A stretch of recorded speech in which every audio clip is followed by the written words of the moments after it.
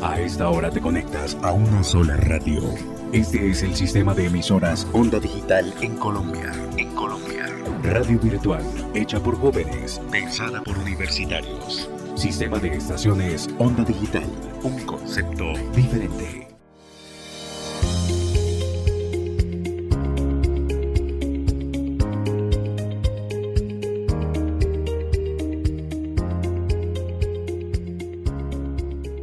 Bienvenidos nuevamente a la Universidad Cooperativa de Colombia, sede Medellín, Facultad de Derecho. Y hoy con una de las dependencias más importantes en el país. Esto es lo relacionado con los consultorios jurídicos y la implicación social, antropológica, técnica, jurídica para atender usuarios, implícitamente para acudir a las instancias judiciales correspondientes, trátese o no de asuntos laborales, civiles, de carácter penal y otros. Este es un programa orientado por el profesor Alexander Paniagua Galeano y se llama En todo su derecho. Vamos hoy a recordar la importancia de las anécdotas. Aquello, como decía los filósofos presocráticos, es esa memoria histórica porque alguien vivió una experiencia física o porque alguien tuvo una experiencia de carácter moral, emocional. Y como bien lo plantean los proverbios, es perenne, esa anécdota dura por siempre. Y hoy este es un programa informal. Me acompaña la directora del consultorio jurídico de la sede Medellín y nuestros futuros abogados. Como bien lo decía Lucrecio de Crescenzo, en ellos, en los abogados, está la justicia.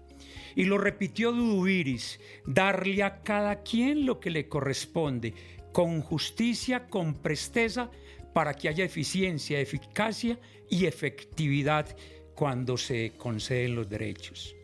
Ese fue uno de los primeros jueces de la historia. Hay que darle a cada quien. Y esto lo vamos a recordar hoy en forma chistosa, un poco de humor, un poco de alegría, tantas anécdotas durante tantos años.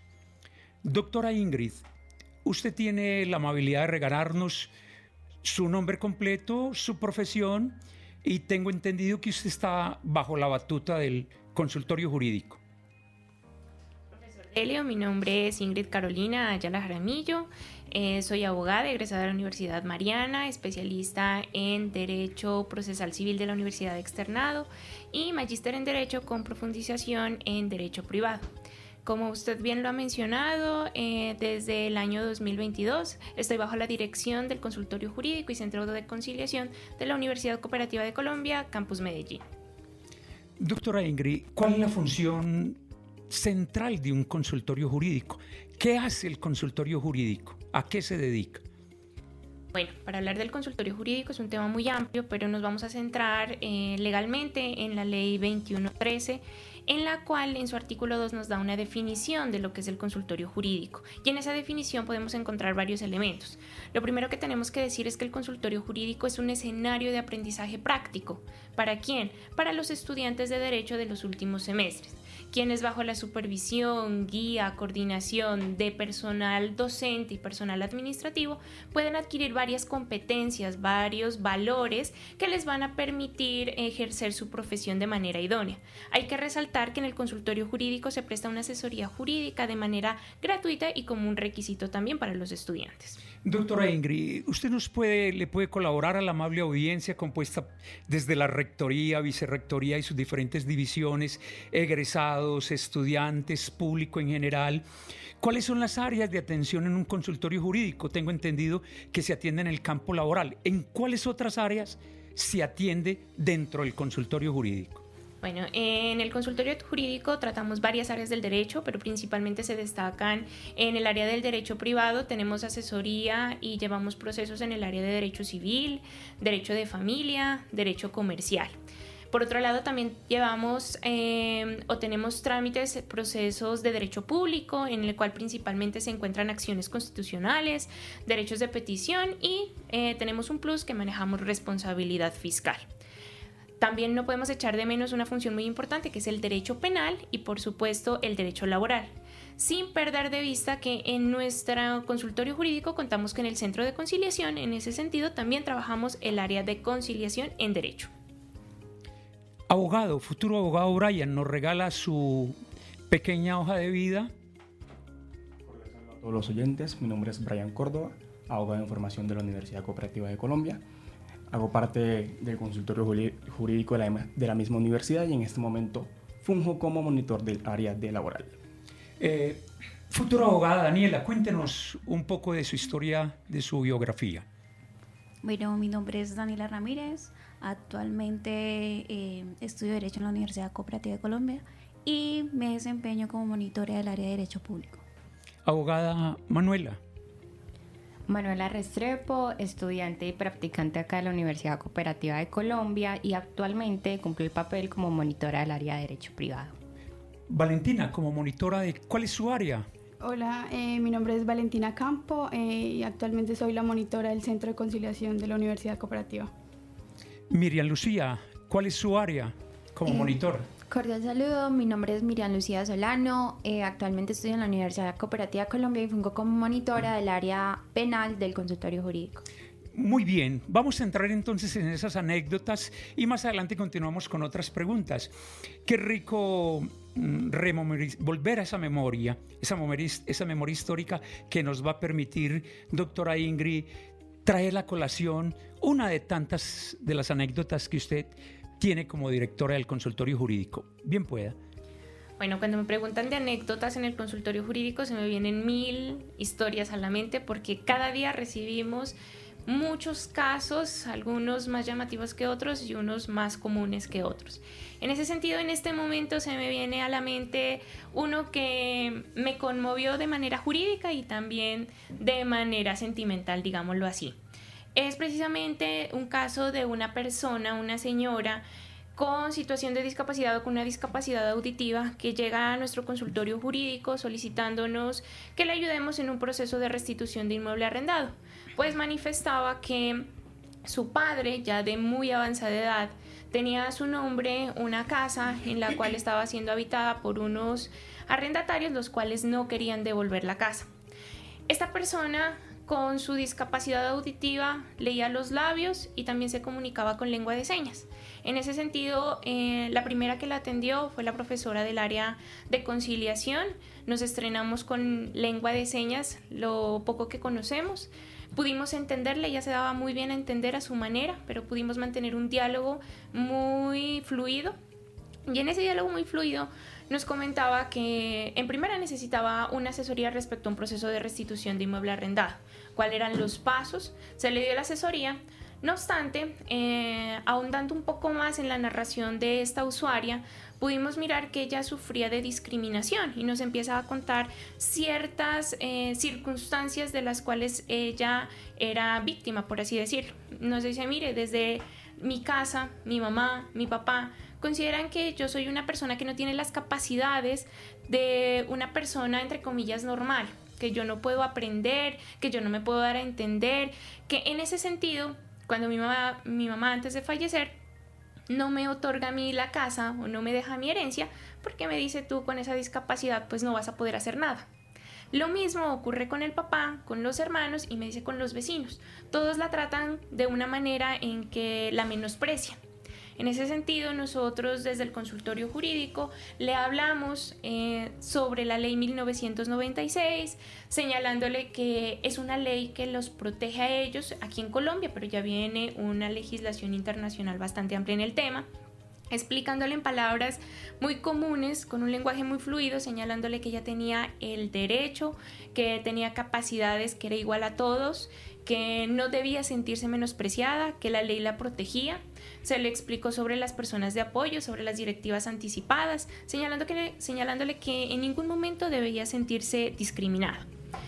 Ella, en su forma de ser, en su lenguaje, nos nos mostraba que estaba muy conmovida. No lo podía creer que existía una ley que la amparaba y que la consideraba igual a todas las demás personas. Entonces su primera expresión me decía: ¿en serio, doctora? ¿Es verdad que existe una ley que nos protege y que nos considera iguales a todos? Sí. Entonces ella me dice: por favor, en un papelito usted me puede apuntar la ley. Nosotros, claro, con mucho gusto, le imprimimos la ley y le dijimos: mire, cuando usted se sienta discriminada, cuando alguna persona le comente o la menosprecie, póngales de presente que hay una ley que la protege y usted es grande, usted debe empoderarse. Ya me decía: sí, mire, yo puedo hacer operaciones matemáticas, yo pinto, yo escribo, yo estoy manteniendo básicamente a mi padre.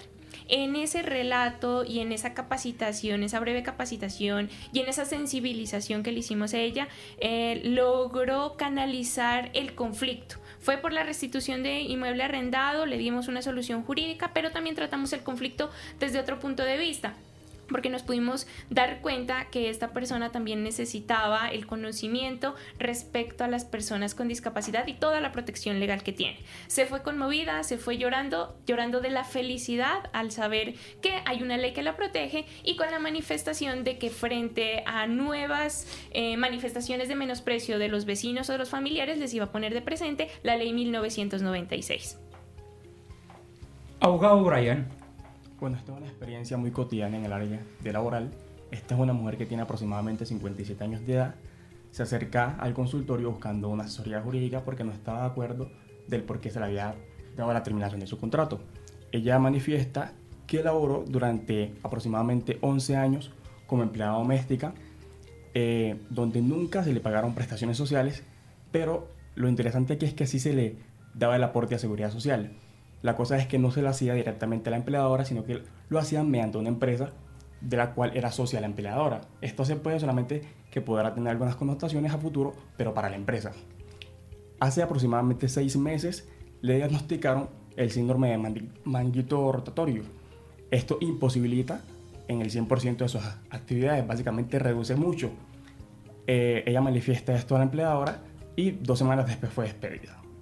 Entonces, es un caso muy cotidiano y es el que nos ha conmocionado mucho en el área. Abogado Brian, ¿cómo se configura la relación laboral? Bueno, tal como lo ha expresado la Corte e incluso el Código Sustantivo del Trabajo, son 3 elementos. El primero es la prestación personal de servicio, que básicamente es que quien contrata a una persona espera que esa persona sea quien le ofrezca aquel servicio. La segunda es la remuneración, que básicamente es el pago por aquella prestación del servicio. Y la tercera es la subordinación, que debe entenderse como aquellas directrices que da el empleador a su empleado. Joven, ¿qué derechos tiene una persona bajo la figura de esa relación laboral? Bueno, cuando estamos frente a una relación laboral, nacen tanto derechos como obligaciones, para ambas partes, para el empleador y para el empleado. En este caso, para el empleado, nace la obligación, por ejemplo, de pagar el salario, pagar las prestaciones sociales que están compuestas por cesantías, intereses a las cesantías, primas y otras evoluciones como lo son vacaciones. Abogado, ¿una persona puede renunciar a sus prestaciones? No, nunca. Perfecto. ¿Qué se entiende por estabilidad laboral reforzada? Y esta figura la deben conocer los abogados, ¿o no? Incluso los empleados y los empleadores. Claro, en este caso, por ejemplo, que la señora María tenía este síndrome, ella estaba en un tratamiento médico. Por tanto, el ordenamiento estableció una figura que se llama estabilidad laboral, que básicamente prohíbe que se despidan a este tipo de personas que tienen una condición especial. Abogada Daniela, usted está en el área de Derecho Público. ¿Qué anécdota tiene que nos permita a nosotros entender esa parte sociológica, antropológica, qué son esas famosas acciones constitucionales y otros? ¿Cuál es su anécdota?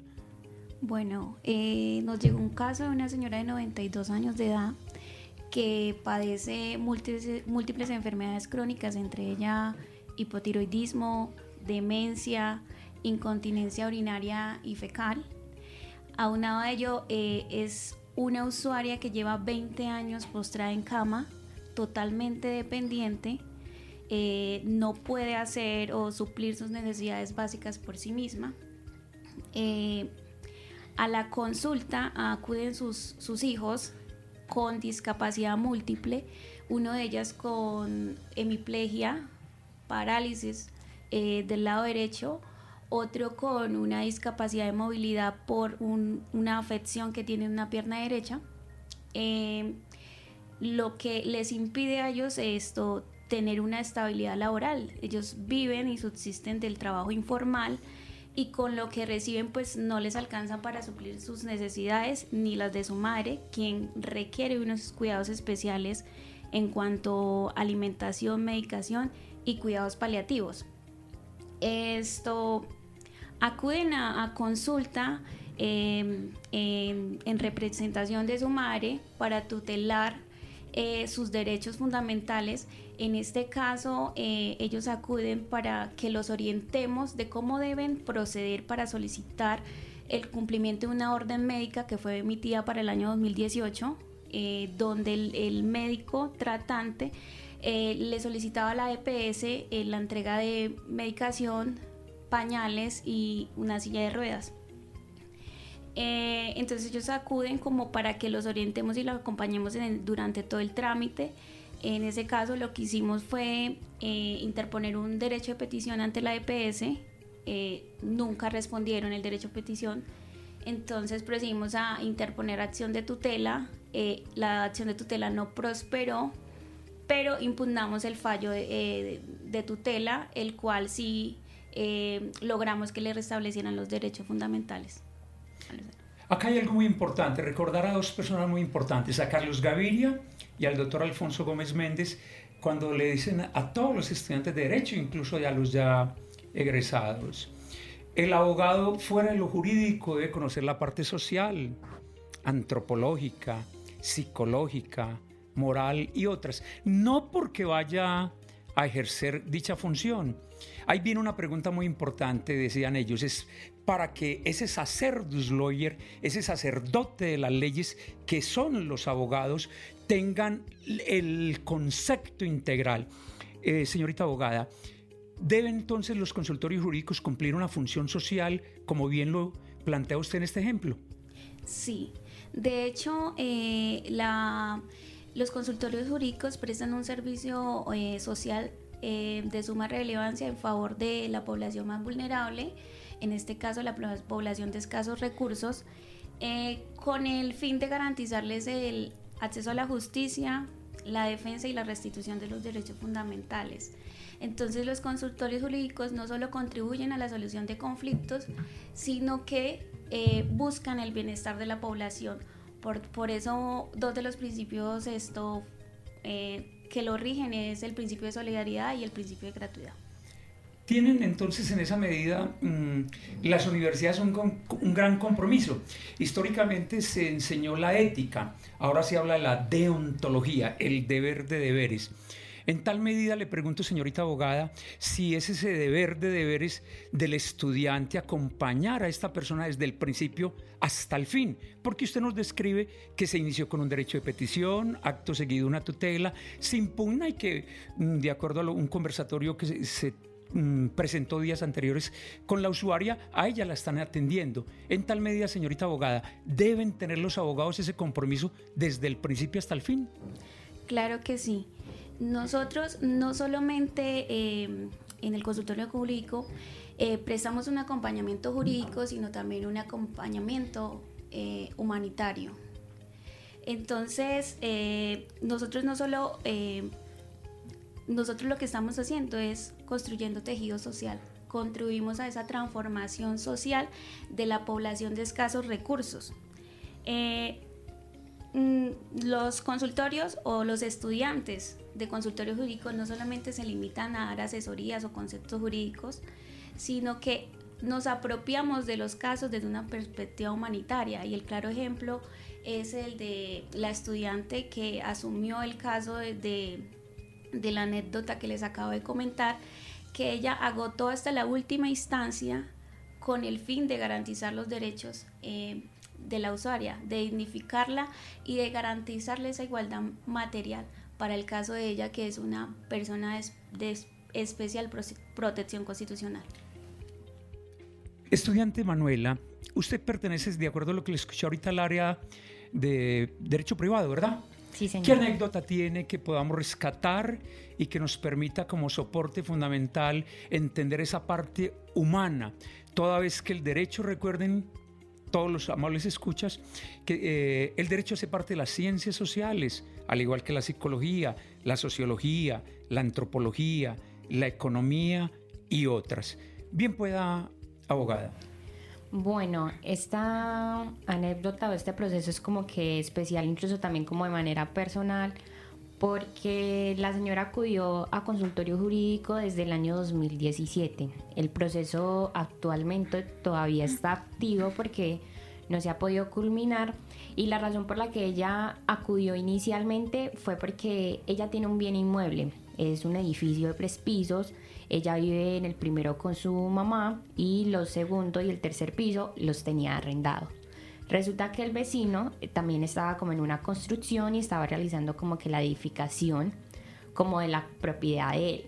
Pero al momento de que estaban haciendo esa construcción, resulta que la retroexcavadora dio con el muro central que mantiene, ¿cierto?, la infraestructura del bien inmueble de nuestra usuaria.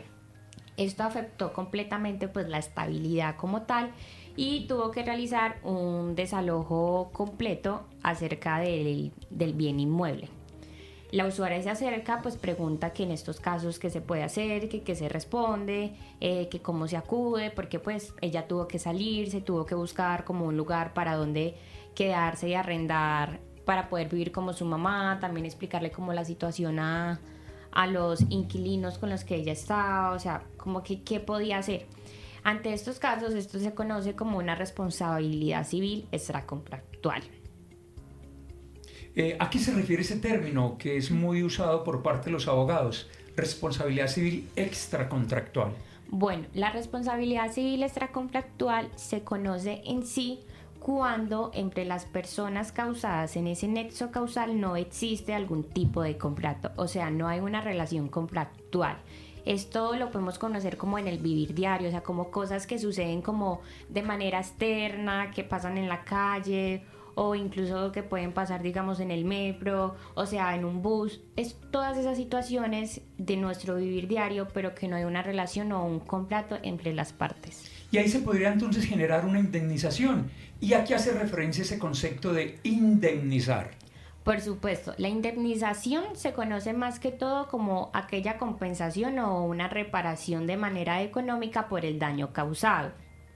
Entonces, en este caso, la señora, pues claro está, se le explicó lo que era la responsabilidad, se le explicó de qué manera podía como incluso poder asumir o tener como que esa indemnización, y se optó también como por esta parte. Es importante aclararle a todos los que escuchan este programa en todo su derecho a qué se refieren los conceptos lucro cesante y daño emergente. Bueno, el lucro cesante y el daño emergente son dos conceptos indemnizables, ¿cierto?, que acuden en este caso. El daño emergente hace referencia, en unas palabras como coloquiales, a aquellos gastos que se tuvieron que asumir, pero que uno no tenía que asumir, solamente que surgieron como por ese hecho. Digamos, en el caso específico, el daño emergente que tuvo que asumir nuestra usuaria tuvo que realizar la compra de materiales, la contratación del ingeniero civil como para que le pudiera revisar el edificio de ella, asimismo como que la compra para poder reponer esto, irse a otro lugar para pagar arriendo. Y el lucro cesante lo conocemos como aquellos gastos o aquellos ingresos que ella dejó de percibir.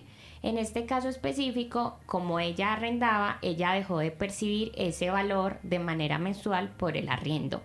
Y hay otro concepto que es como importante mencionarlo, pero a veces pues no se utiliza mucho, pero que también se puede tener en cuenta, y es que lo conocemos como el daño moral.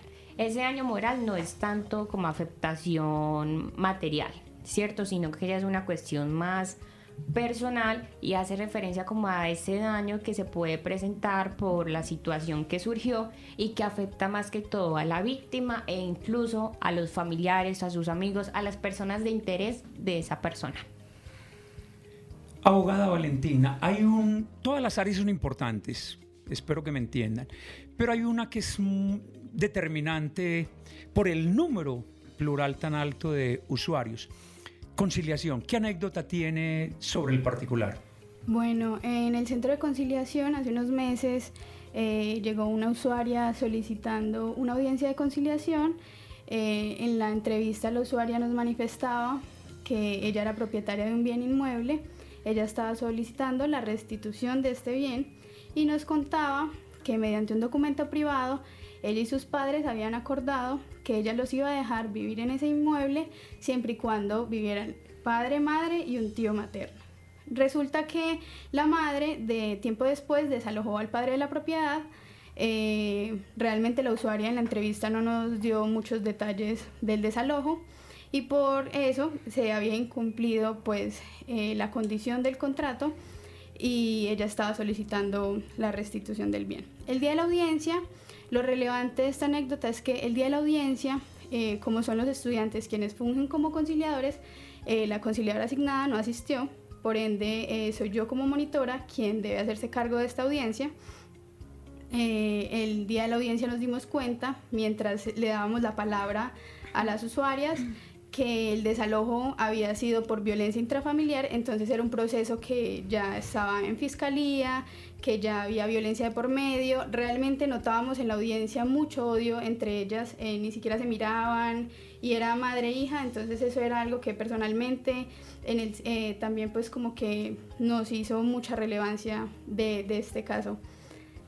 Ahí aparece algo muy importante. Mire, entre la mamá y la hija de pronto una disontonía, o sea, una situación maluca, triste. Entran entonces otros operadores como son los psicólogos a coadyuvar en ese tipo de proceso. Abogada, ¿qué es un acta de conciliación?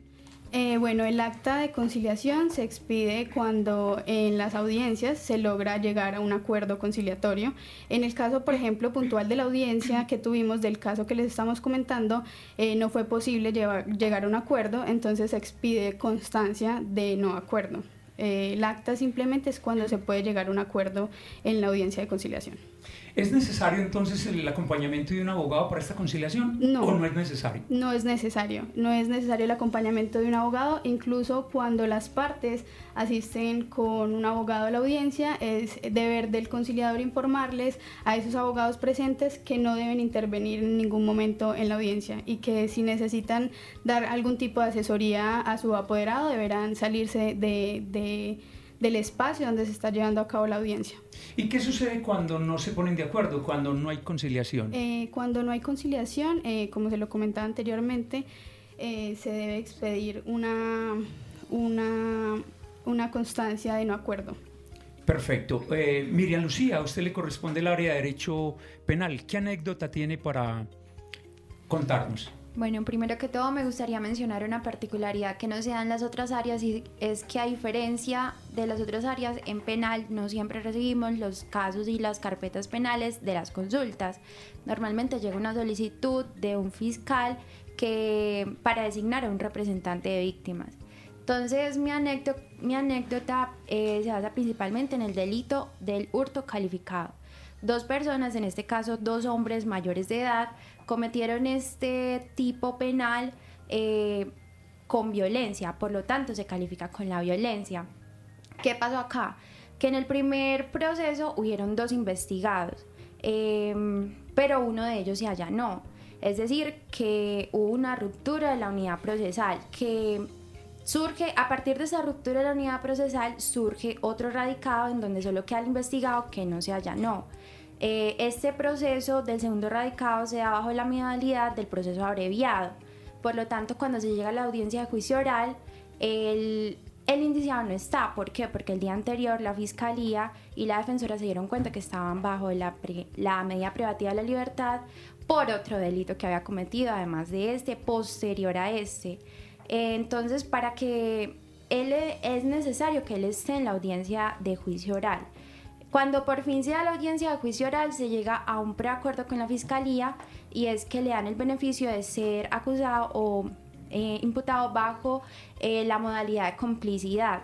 Esto da una rebaja en la pena. También porque en el radicado del proceso macro hubo un pago de perjuicios adecuado, por lo tanto esto le da el 75% de la rebaja también.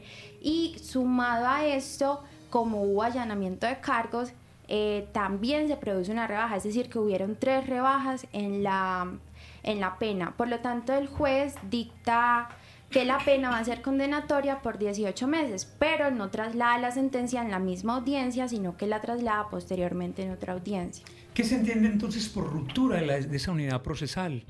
Bueno, como ya mencioné anteriormente, es porque el resultado de un indiciado no tiene que ser necesariamente el mismo para el otro. En este caso, uno se allanó, el otro no.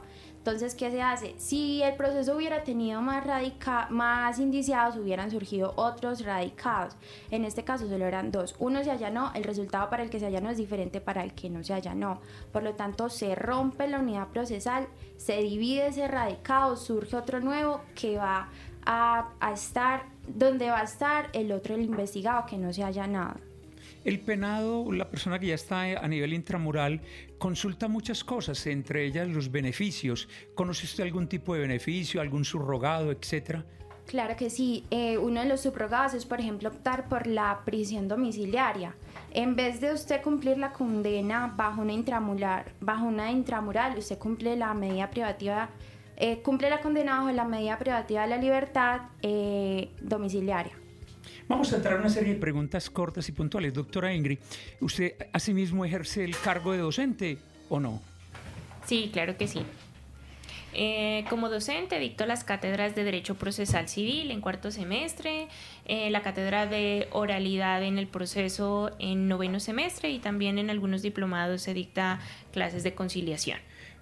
Brian, ¿por qué le gusta el derecho laboral?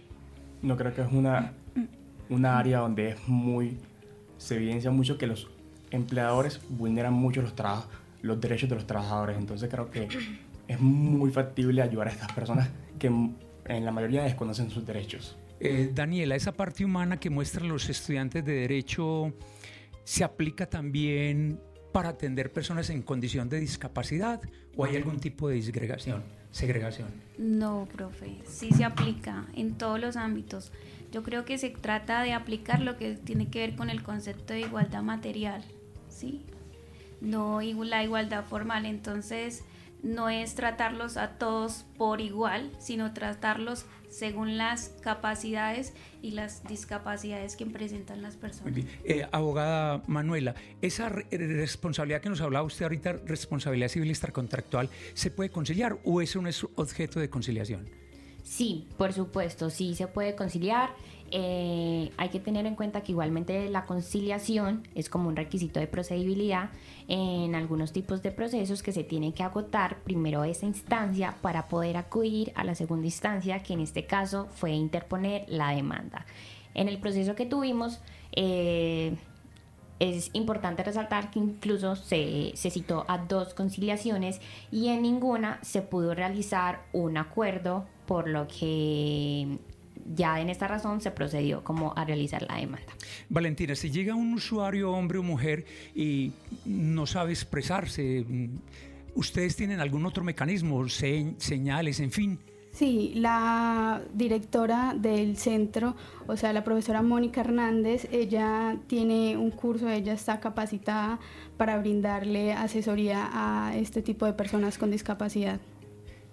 Mire, Lucía, el hacinamiento carcelario en Colombia es extremo, ¿cierto? Estamos hablando de cerca de 132 centros penitenciarios, más de 180.000 personas privadas de la libertad. ¿Usted qué opina del hacinamiento en Colombia carcelario? Profe, yo opino que es una problemática social a la cual el Estado debe prestarle atención, puesto que dentro de este hacinamiento, a pesar de que esas personas que están dentro de esos centros privativos perdieron o ya no tienen derecho, valga la redundancia, algunos derechos, ellos no pueden perder algunos principios constitucionales como la dignidad humana, porque cuando hay tantas personas encerradas en un solo lugar, no tienen acceso a muchos servicios que todavía deberían tener acceso, porque ellos no pierden todos sus derechos, solo pierden algunos. Doctora Ingrid, cuando los usuarios van a los consultorios jurídicos, qué pena que le pregunto, ¿hay alguna metodología para atender 4, 5, 6 o pueden ir 25, 30? En fin, ¿cuál es esa metodología que se utiliza para atender los usuarios? Bueno, frente a esta pregunta, lo primero que hay que resaltar es que el horario del consultorio jurídico en este semestre se redujo a la tarde. Entonces atendemos en un horario de 1 a 5 de la tarde. En ese horario nosotros en portería le damos 12 fichos al portero para que las personas a medida que vayan llegando vayan recibiendo su ficho. En ese sentido y puntualizando a su pregunta, son 12 personas máximo que atendemos en la tarde en el consultorio en razón a que contamos con 4 cubículos y cada uno de esos cubículos pues tendrá un estudiante.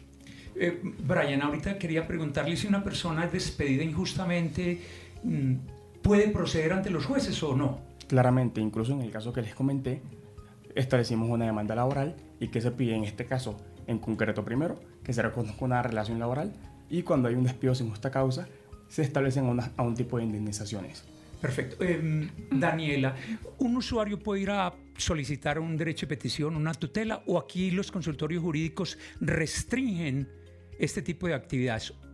No la restringen. Inclusive lo que más llevamos en el área de derecho público son derechos de petición y acciones de tutela. Manuela, es importante el área civil porque significa que la persona está pidiendo el resarcimiento de algo. ¿Los jueces siempre le cumplen a los usuarios o los jueces se demoran mucho para atender este tipo de responsabilidad civil y extracontractual? Bueno, cada proceso es especial, ¿cierto? Igualmente hay que tener en cuenta la congestión procesal y judicial que puede existir como en los diferentes juzgados y siempre se llega a tomar como su tiempo, la verdad. Este proceso inició en 2017 y apenas ahorita en mayo se va a tener audiencia inicial. Señorita Valentina, ¿uno concilia alimentos o los alimentos no son conciliables? Pues en el Centro de Conciliación llevamos a cabo la fijación de la cuota alimentaria, disminución o aumento de la misma. Perfecto. Miriam Lucía, ¿usted cree que una persona que está en condición de privación de la libertad por hurtarse un pollo, por hurtar una camisa, debe pagar los años que el juez establece o debe pensarse un poquito en esa parte garantista? Profe, yo considero que debe pensarse un poquito en esa parte garantista, puesto que hay condiciones que llevan a las personas a cometer esos tipos de delitos, pero también hay que tener en cuenta que esa persona puede llegar a elegir otra forma de cometer, o sea, no cometer el delito, sino elegir otra alternativa. Hay muchas políticas del Estado que ofrecen ayuda, entonces las personas normalmente lo hacen en su ignorancia, aunque esto no les exime la ley, pero sí debería tenerse en cuenta mejores soluciones ante estos delitos, no simplemente enviarlos a cumplir una medida privativa de la libertad, sino una resocialización, por ejemplo. Perfecto. Doctora Ingrid, llama la atención que hay veces escúcheme esto, hemos observado personas de 25, 30 años, van a ser representados por sus papás, o sea, van los papás a hablar de una persona de 25, 30 años. ¿Eso se puede en un consultorio jurídico? Lo ideal es que las personas que tienen el conflicto, el problema, sean ellas directamente quien acudan a asesoría. ¿Por qué? Porque una vez nosotros y los estudiantes junto con su cuerpo docente da la asesoría, podemos iniciar los trámites legales, y para iniciar un trámite legal, ¿qué implica? Que la persona directamente, la que está legitimada en la causa, sea quien otorgue el poder. Si bien en muchas ocasiones viene la mamá, viene el tío a pedir, les podemos dar la asesoría, pero no es para nadie un secreto que quien conoce mejor los hechos son las partes mismas. Brian, ve uno con un poquito de preocupación que en el área del derecho laboral las personas que trabajan en la calle, en la informalidad, no son atendidos porque no tienen una relación contractual. ¿Qué hay que hacer en ese caso? ¿Acudir o no a un consultorio jurídico? ¿Qué es lo más conveniente? Por supuesto, yo creo que el consultorio jurídico abre sus puertas a todo tipo de personas con cualquier tipo de relación laboral o con cualquier condición en vista, en este caso, laboral. Aunque no haya una ayuda directa, por ejemplo, se buscan alternativas. Daniel, usted habla ahorita de la impugnación, para que todos los amables escuchas entiendan a qué se refiere el concepto impugnar. Bueno, impugnar, en el caso de que les comentaba la usuaria, la acción de tutela salió desfavorable, negó los derechos, la protección de los derechos de la usuaria. En este caso, impugnar es como insistir para revocar ese fallo. Es un recurso con el que contamos. Manuela, si usted nos hablaba ahorita de una responsabilidad civil extracontractual, ¿podría inferirse que existe una responsabilidad contractual o no? Sí, por supuesto. En Colombia existen dos tipos de responsabilidades, la contractual y extracontractual. La contractual en este caso es que sí existe una relación con un contrato de por medio entre las partes. Valentina, usted nos hablaba hace pocos minutos de que yo puedo conciliar alimentos, ¿cierto? Pedir rebaja de alimentos, pero también puedo mantener la misma cuota o pedir que se aumente. ¿Y de qué forma se hace en el centro de conciliación? En el centro de conciliación, realmente todos los procesos que manejamos en el centro se inician mediante una solicitud de audiencia de conciliación en el consultorio jurídico. Llegan los usuarios, atendemos a cualquier tipo de usuarios, el consultorio está abierto para cualquier tipo de personas, solicitando entonces los usuarios ya sea el aumento, la fijación, radican la solicitud y empezamos el trámite. Perfecto. Vamos a entrar, antes de consultarle a Miriam Lucía, a una ronda de conclusiones. Y Miriam Lucía, usted que conoce tanto la parte penal, ¿usted cree que ellos vuelven a delinquir? Yo cometí un hurto. ¿Usted cree que ellos salen a cometer el hurto? ¿La persona asesinó sale nuevamente a cometer o no? Profe, yo considero pues que sí, las personas vuelven a cometer el delito, pero esto se da por el ambiente que se tienen en los centros penitenciarios, profe, porque es que normalmente se habla de un proceso de resocialización, pero en realidad ese proceso de resocialización no se da, porque un proceso de resocialización es con la sociedad que está afuera, no con los mismos que están adentro. Entonces usted, para resocializarse, tiene que tener contacto con esas personas a las que les cometió el delito, a las que les cometió los perjuicios. En cambio, no hay comunicación entre la víctima y entre el investigado, el indiciado.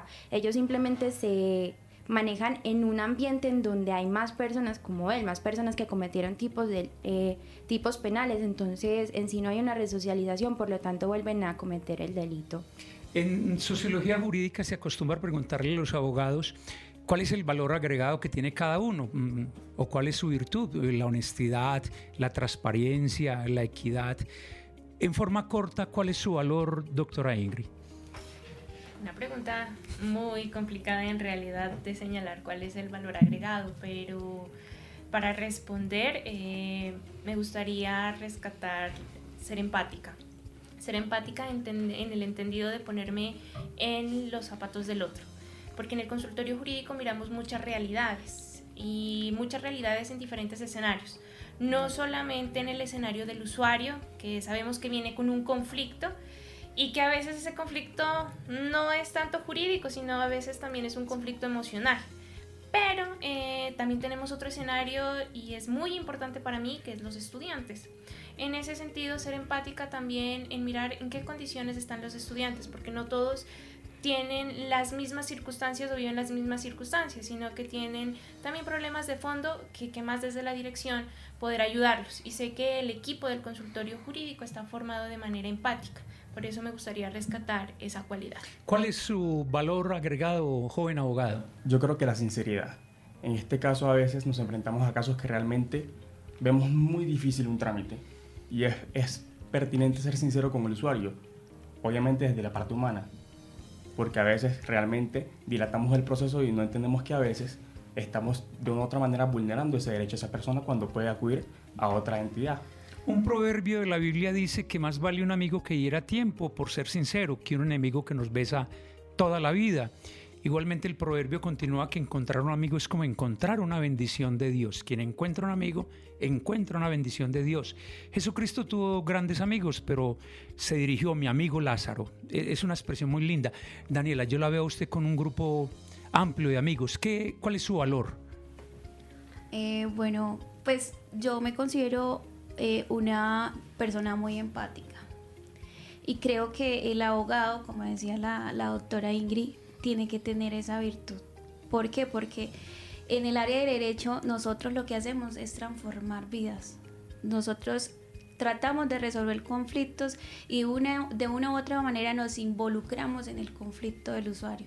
Entonces, creo que lo que hacemos es de gran importancia la labor que cumplimos. Tomás Moro era el santo de la alegría. Él se reía por todo, incluso a punto de morir. Dijo, por favor, colóqueme en un abrigo porque está lloviendo muy fuerte y no quiero morir con frío. Y el Papa Francisco toma el humor como prenda de virtud para él. Yo siempre he visto a Manuela sonriéndose. ¿Cuál es su valor agregado? Profesor, sí. Bueno, mi valor agregado realmente es el positivismo. Es importante y necesario, pues complementando todos los que han dicho hasta el momento, el positivismo es de suma importancia, porque realmente si uno no ve la vida o no ve la perspectiva o la situación como de una manera contenta, de una manera con felicidad, incluso por más tedioso que uno llegue a sentir, créeme que a veces las cosas no van a terminar surgiendo o no van a terminar saliendo como uno desea. Por eso es importante como uno desear las cosas como con felicidad, con positivismo desde el corazón y desde el alma, porque va a realizar que todo trámite, incluso toda cuestión y situación personal que tú estés llevando se pueda desarrollar de la mejor manera posible. Abogada Valentina, ¿cuál es ese valor agregado que tiene usted como estudiante de Derecho y como conciliadora? Bueno, realmente, aparte de ser más como una obligación, como en el contexto de la conciliación, la imparcialidad, creo que pues es muy fundamental y considero que un valor agregado como futura abogada es eso, la imparcialidad. Miriam Lucía. Bueno, profe, para mí es muy importante el contacto. No perder contacto, porque es que una persona de bajos recursos llega a que uno lo represente y uno no le dice nada, no le dice cómo va el proceso, no lo actualiza. La persona queda perdida, se supone que ellos vinieron porque eso va a representar un cambio en sus vidas, como dijo la abogada Daniela, una transformación. Entonces, si no se lleva un contacto repetitivo, constante, la persona va a decir, no, entonces hasta aquí llegó mi proceso, no sé qué está pasando, no sé si lo están haciendo bien, si lo estoy representando bien, si me están representando mal. Es eso, el contacto. Estas son las preguntas más duras en sociología. Doctora Ingrid, todos. Si usted tiene un pedazo de pan y hay un niño y un adulto mayor, ¿a quién se lo entrega? Una sola respuesta, a uno de los dos. ¿A quién? ¿A un niño o un adulto mayor? La verdad sí sería muy difícil. Por mí lo partiría en la mitad y les doy a los dos. A uno de los dos. A uno de los dos. Bueno, yo creo que se le daría a un adulto mayor. Perfecto. Brian, ¿a su mamá o a su papá le entregaría ese pedazo de pan? A mi mamá. Señorita Daniela, un niño y un animal, como decía San Francisco de Asís, mis grandes amigos, aquellos a quienes más amo, a los animales. ¿A quién se lo entregaría? Profe, como acabas de decir, yo amo mucho los animales, pero creo que siempre he tenido claro el concepto de humanización. Y de una u otra parte, los animales no se deben humanizar, se deben cuidar, claro está, proteger, pero le entregaría el pan al niño. Usted, señorita Manuela, a uno de los dos nomás. ¿A su mamá o a su papá? Uy, no, yo también hubiese respondido como respondió la doctora Ingrid, lo parto a la mitad y se lo doy a mi mamá y a mi papá. No, porque vamos a entender la función de un juez. Con esa pregunta nos conduce a entender la función de un juez. Bueno, yo se lo daría a mi mamá. Valentina, ¿a la suegra o el suegro? A la suegra. Uy, Dios mío bendito. Miriam Lucía, ¿a quién de los dos? ¿A la mamá o al papá? Ay, profe. A mi mamá. Nosotros tuvimos una clase que duró por lo menos 10 horas, sociología, antropología, versando sobre esta pregunta. Y todos le preguntamos, profesor, ¿por qué la misma? Y era para que vean cómo se tiene que ubicar un juez. Dios mío bendito, ¿al defendido o guión, a la víctima o al victimario? ¿A favor de A o a favor de B? Y si ustedes si hubiesen mirado los rostros, uno se sonroja, uno se asusta ante esa pregunta y ante la respuesta. Usted se puede imaginar en ese corto periodo, en ese lapso tan pequeño que tiene el juez para mandar a una persona a 20 años, 30 años en la cárcel o dejarlo en libertad. O perfectamente conciliar o no conciliar. Yo creo que Valentina nos puede, lástima el programa que está a punto de terminar, decir, mostrarnos el rostro de esos usuarios. ¿Le doy alimentos a mi hijo o no se los doy? ¿La esposa pide 500.000 o pide 400.000? De ahí que Franz Kafka, Albert Camus, decían que el derecho, la naturaleza del derecho es injusta. No produce eficiencia ni efectividad porque el juez duda ante el libre albedrío, el juez duda ante la concepción de los derechos, el juez tiene imposiciones normativas, el derecho positivo, la parte dogmática, el texto jurídico lo obliga a un balance o un imbalance, o va para la cárcel o queda en privación o queda en libertad. De ahí que esa pregunta corta y puntual lo sonroja a uno y uno, Dios mío bendito, ¿para dónde voy? En una sola palabra, antes de la conclusión final, ¿cómo define, doctora Ingrid, todos el consultorio jurídico? Con una sola palabra. Integral. Brian. Amor. Humanizado. Comprensivo. Respeto. Compromiso. Excelente el programa de hoy, al igual que los demás, porque nos muestra la parte técnica, nos muestra la estructura del derecho positivo, la parte dogmática que tienen conmigo todos los que vivimos esta excelente profesión. Un recorrido por la sociología, por la antropología, por el área médica, biomédica, como bien lo planteó la señorita Daniela, una señora de 92 años de edad. Y el abogado, escúcheme, el abogado, como lo dijo Carlos Gaviria y como lo dijo Alfonso Gómez Méndez, debe saber que existe una enfermedad, hemiplegia o hemiplegia, como lo quiera llamar, una distrofia muscular o distrofia de Duchenne, llámese como se llame, pero el abogado está obligado a saber si es un TAC contrastado o si es un TAC simple. Valentina nos dice, allá llegan los usuarios y pelean, la mamá peleó con la hija, en un escenario donde está la directora de conciliación, donde está ella. Miremos que es que el escenario no es solo jurídico. Por eso, escúcheme, grandes hombres como Bauman dijeron, el abogado tiene que ir más allá de la norma. Deleuze, filósofo, dijo, si el abogado piensa un momentico antes de dar la respuesta, le va mucho mejor. Y nos decía y nos informaba, sin él tener la calidad de abogado, nunca dé la respuesta inmediatamente. Piense, porque usted está hablando con una persona que posiblemente, como le dijo la doctora Ingrid, no tiene comida, no tiene alimentos, va a estudiar o va a ser usuario y no tiene los pasajes para ir a su casa o para regresar. De ahí esa parte humana que debemos tener, de ahí ese garantismo para atender la norma, la jurisprudencia, la doctrina, los principios generales y otros que nos conlleven, como dijo Dubuviris, aprovechando a Salomón. ¿A quién le concedo el hijo cuando las dos mujeres lo reclamaban? ¿A esta o a aquella? Mejor a la que dijo, entréguesela a la otra, que yo me conformo con verlo vivo. Mil gracias al profesor Alexander Paniagua que nos permite este programa en todo su derecho. A la Universidad Cooperativa de Colombia, a la Facultad de Derecho, a usted, doctora Ingrid, y a ustedes, amables estudiantes que van a ser grandes abogados, con la bendición, la gloria de Dios y el acompañamiento de María Santísima. Y fundamentalmente a Germán, que nos aguanta cada 8 días y hoy que nos extralimitamos con el número de usuarios. Mil gracias a todos.